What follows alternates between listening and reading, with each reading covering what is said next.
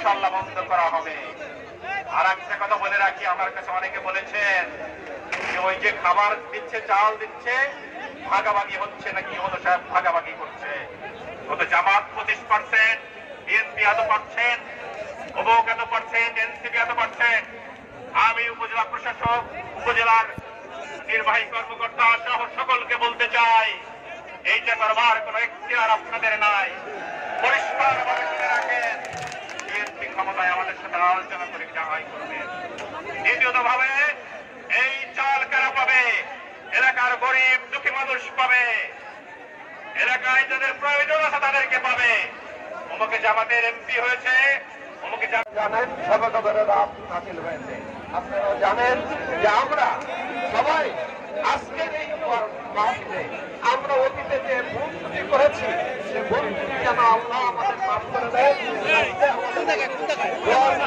অনুষ্ঠানে আজকে আমাদের কথা আর আপনারা জানেন এখানে যে সব কথা হয়েছে এটা অ্যাকচুয়ালি এর পরবর্তীতে আমরা এগুলো ধারাবাহিক ভাবে আপনাদের সামনে তুলে ধরবো।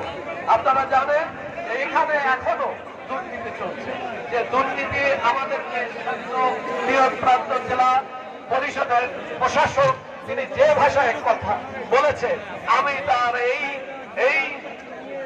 এই আশা আমি তার সঙ্গে আমি রাখতেছি যে তিনি যে পদক্ষেপ গ্রহণ করবেন আমরা জেলা বিএনপির পক্ষ থেকে সে পদক্ষেপ আমরা তার সঙ্গে সহযোগিতা করব।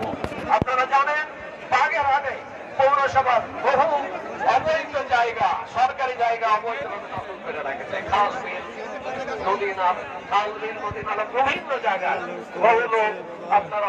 আমাদের প্রিয় নেতা তারেক রহমান দেশের প্রধানমন্ত্রী হয়েছে। আমাদের আর কোনো দুঃখ নাই, আমাদের আর কোনো বেদনা নাই। আমরা অত্যন্ত খুশি আজকের ইফতার মাহফিল থেকে, কারণ আমাদের প্রিয় নেতা তারেক রহমান বাংলাদেশের প্রধানমন্ত্রী। এই প্রধানমন্ত্রী হয়েছেন এবং গত নির্বাচনে অঙ্গীকার করেছিলেন আপনার এখানে ইতিমধ্যে বাস্তবায়ন শুরু হয়েছে। ফ্যামিলি কার্ড, কৃষক কার্ড থেকে পয়লা বৈশাখ থেকে ইতিমধ্যে শুরু হয়েছে। ইমামদের ঢাকা দেওয়া শুরু হয়েছে। আমাদের প্রিয় নেতা সকল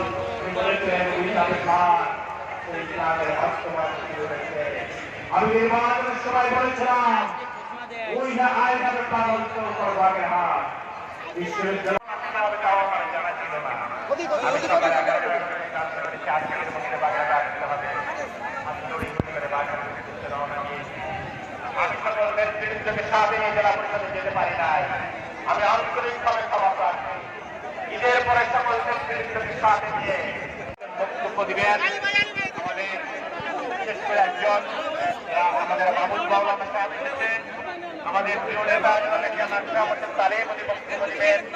আমি আর কথা বাড়াবো না, আমি শুধু পরিশেষে বলবো যে আমরা নির্বাচনে পরাজিত হয়েছি, কিন্তু হাল